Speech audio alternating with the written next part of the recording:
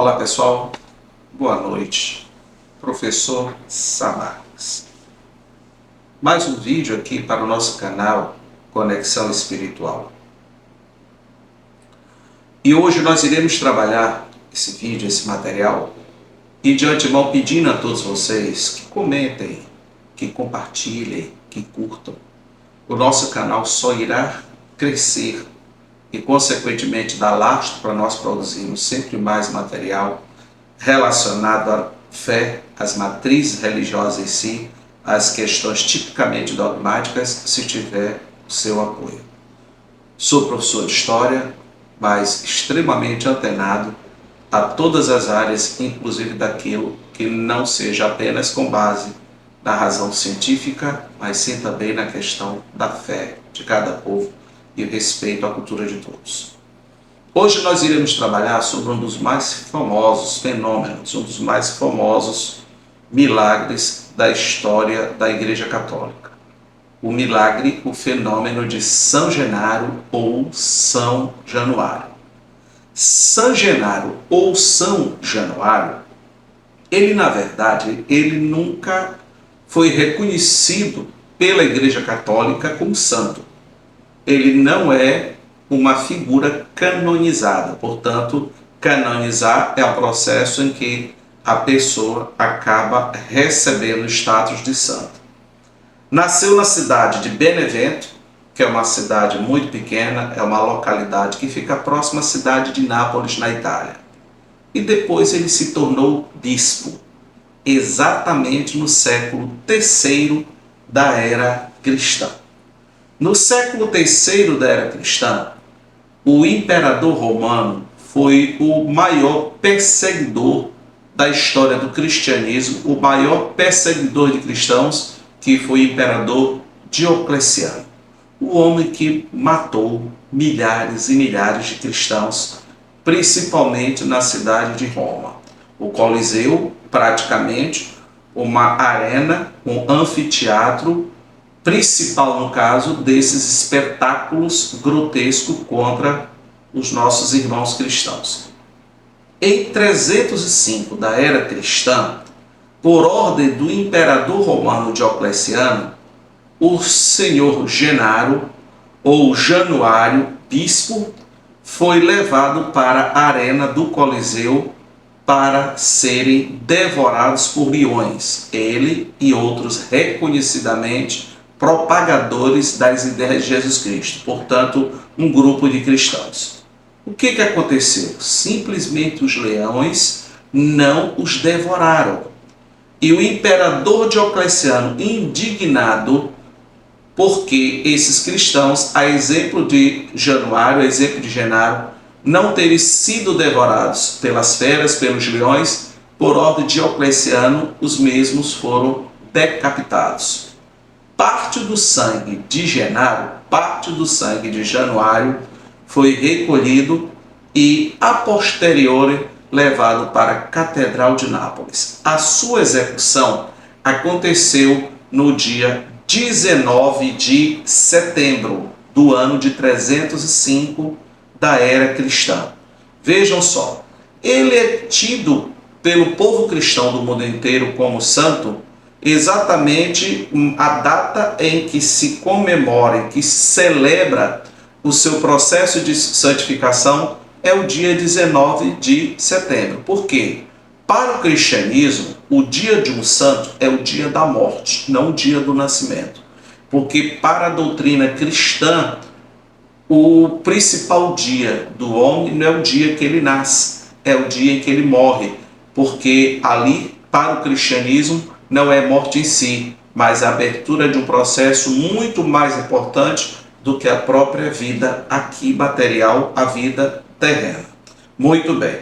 No dia de São Genaro, que é o dia 19 de setembro, o sangue de São Genaro, que se encontra em um pequeno relicário na Catedral de Nápoles, ele simplesmente se liquefaz. Vejam só, o fenômeno da liquefação do sangue de São Januário acontece todos os anos em 3 datas. A primeira é no dia 19 de setembro, que é exatamente o dia da sua morte. Na celebração do dia de São Genaro, o sangue coagulado, escurecido, ele se liquefaz, fica avermelhado e chega a borbulhar como se estivesse em pleno processo de fervura aos olhos de todos os fiéis que por acaso se encontram na celebração ao dia de São Genaro.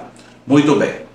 No ano de 631 da era cristã, 1631 da era cristã, houve a explosão do vulcão Vesúvio e a população de Nápoles pediu o milagre a São Genaro para que a cidade de Nápoles não fosse atingida, não fosse destruída pelas larvas do vulcão Vesúvio, no que realmente aconteceu e foi tido como um verdadeiro milagre.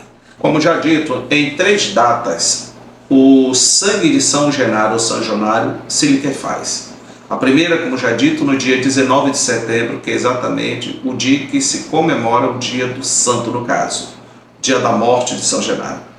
A segunda data é exatamente o sábado, que antecede o primeiro domingo de maio, data em que o sangue coagulado e os restos mortais de São Genaro foram transladados para a Catedral de Nápoles. E finalmente nós temos o dia 16 de dezembro, que foi o dia exatamente escolhido pela população de Nápoles para tornar São Genaro o principal padroeiro desta cidade italiana.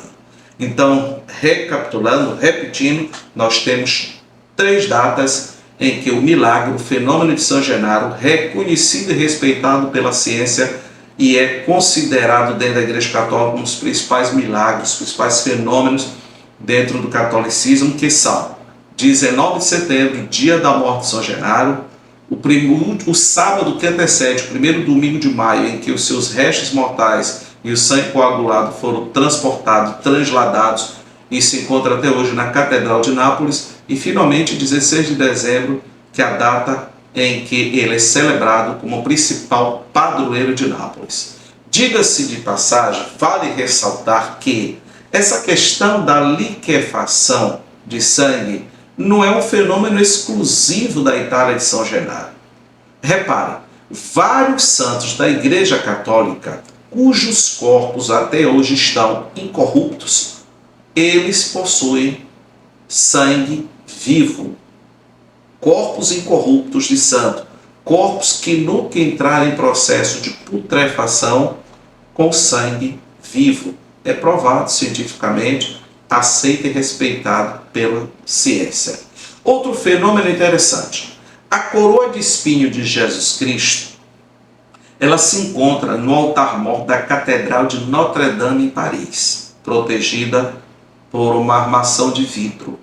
Mas existem 2 espinhos da coroa de Cristo que se encontram na Catedral de Andria, na Itália. Na Catedral de Andria, na Itália, existem 2 espinhos da coroa de espinho que foi colocada em Jesus Cristo, em que a cada 11 anos, no dia 25 de março, a cada 11 anos, no dia 25 de março, quando o 25 de março coincide com a Sexta-feira Santa, a cada 11 anos, o dia 25 de março coincide com a Sexta-feira Santa.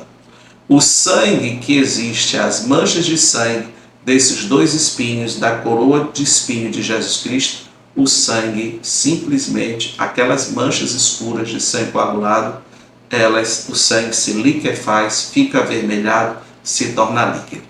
E a ciência já comprovou que se trata de sangue vivo, de sangue humano, cujo fator é AB positivo. AB positivo, que é o mesmo sangue que a ciência descobriu no Santo Sudário, aonde o Santo Sudário teria sido o lençol em que o corpo de Cristo foi enrolado, foi devidamente sepultado. Um tecido de mais de 4 metros de comprimento e que ficaram as marcas do corpo do nosso Senhor Jesus Cristo. Portanto, gente, esse fenômeno de liquefação de sangue não é exclusivo de São Genaro. ele é muito maior do que se pensa e é uma situação extremamente séria, onde a ciência também reconhece. Muito obrigado, professor Samarques, e mais uma vez não deixe de comentar, de compartilhar, de curtir o nosso material, para que ele possa crescer e a gente possa apresentar para vocês muito mais curiosidades e até mesmo orações e até debates sobre as diversas matrizes religiosas. Boa noite a todos.